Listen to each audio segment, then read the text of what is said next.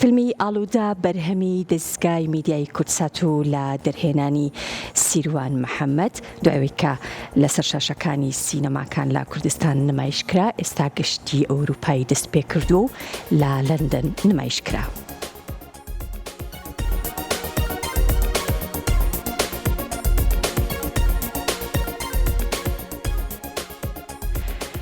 دوای ئەوەی لە ماوەی ڕابردوودا فیلمی سینەمایی ئالودە کە بەرهەمی کوردساتە لە سیناریۆ دەرهێنانی سیروان محەممەدە و ژمارێک ئەستێرەی دیاری کورتڕۆڵیان تیادا بینیوە سەرکەوتنێکی گەورەی لەسەر شاشەی سینەماکانی کوردستان تۆمار کرد.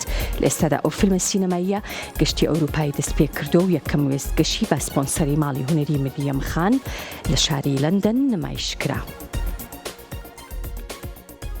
واندندا بێهاوتان و سەرسامیان دەبن. لە تەکنیکدا بەرزترین کواڵیتیان ڕیکۆرد کردووە. لەسەر داوای زۆرینەی زۆری کوردانی دەرەوەی وڵات، ئالودە دەست بە گەشتی ئەوروپای دەکات و لە لەندەنەوە یەکەمین نمایشی خۆی دەست پێ دەکات.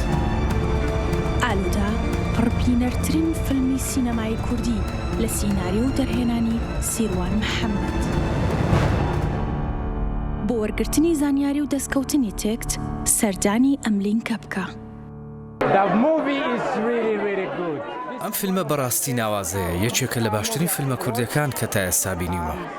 ساڵی ڕابردوو چوون بۆ بێرمینگهام سەیری هەموو فیلمە کوردەکانم کرد، بەڵام ئەمە یەکەمینە. لەبەرەوەی هەموو لایەنەکان لەخۆ دەگرێت، باز لە خێزان و خۆشەویستی دەکات، باز لە ژیانی ڕاستەقینە دەکات، ئەو بارودۆخەی خەڵک پێدا تێپەڕ دەبێت لە ژیانیدا.